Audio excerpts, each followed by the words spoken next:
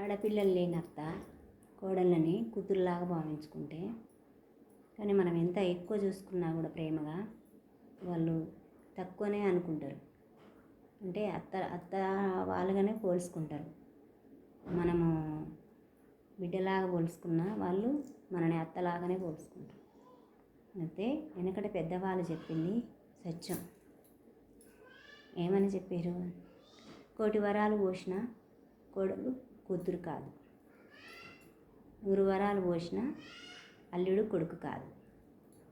అంటే ఎవరి విధానంలో వాళ్ళే ఉంచుకున్నారు, ఎవరి స్థానంలో వాళ్ళే ఉన్నారు. ఆ మాట వాళ్ళు నిలబెట్టుకున్నారు. కానీ బిడ్డలు లేని వాళ్ళ మాత్రానికి మనము ఎంత కోడలను కూతురులాగా చూసుకున్నా మనని వెలివేసినట్టే ఏళ్ళెత్తి చూపించినట్టు చెప్తారు. హాయ్ ఫ్రెండ్స్, నా బాధ మీకు అర్థమైతే దీనికి మీరు లైక్ చేయండి.